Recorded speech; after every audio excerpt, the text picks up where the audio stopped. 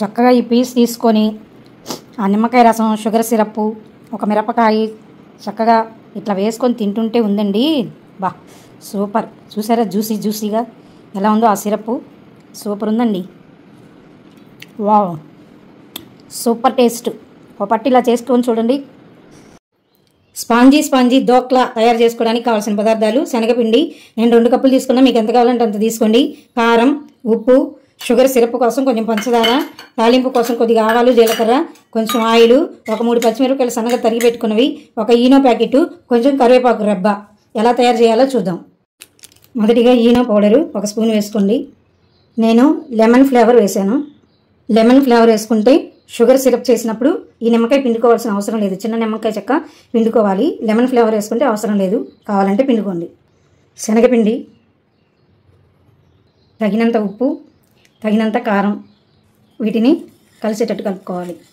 ఇప్పుడు ఉండలు లేకుండా జారుడిగా, మరీ జారుడు కాకుండా కొంచెం జారుడిగా కలుపుకోవాలి.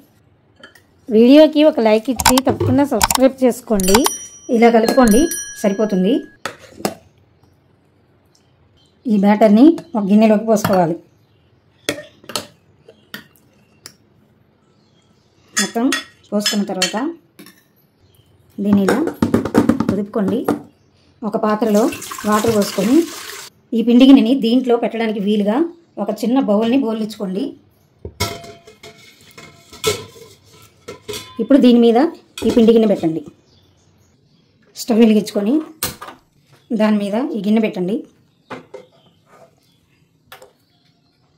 ఇలా పెట్టి ఓరగా మూత పెట్టండి. దీన్ని ఒక పావు గంట ఉడకనియాలి. 20 నిమిషాలైంది, తీసి చూద్దాం.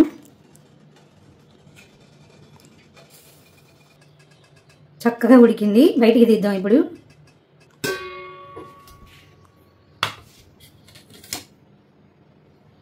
స్టవ్ వెలిగించి కళాయి పెట్టుకొని కొంచెం ఆయిల్ వేసి, కొంచెం ఆవాలు, జీలకర్ర, తరిగమాత వేగుతుంది, చిటపట అంటుంది కదా.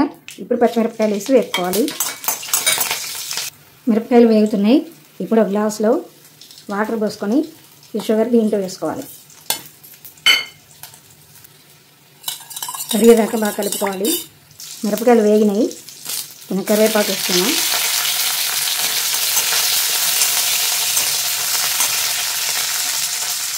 ఇప్పుడు ఈ షుగర్ వాటర్ దీంట్లో పోసుకోవాలి. నేను ఈనో లెమన్ ఫ్లేవర్ వేసాను, అందుకే నిమ్మకాయ పిండుకోవట్లా. మీకు కావాలన్నప్పుడు ఇప్పుడే ఒక నిమ్మకాయ పిండుకోవాలి, అంటే చిన్న చెక్క. స్టవ్ కట్టేసి లైట్గా ఇది చల్లారిపోయింది. ఇప్పుడు దీన్ని తీసి ఇలా పెట్టుకుందాం.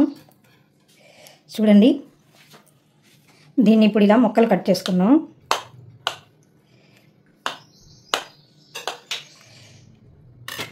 దీని మీద చేసుకున్న ఈ షుగర్ సిరప్ దీని మీద పోయాలి.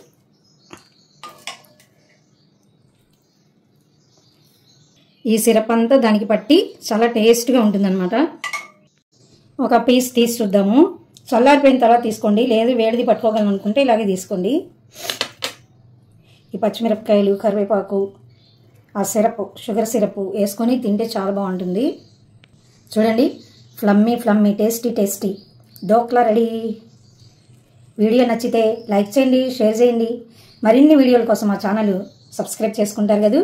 Thank you for watching. Bye friends.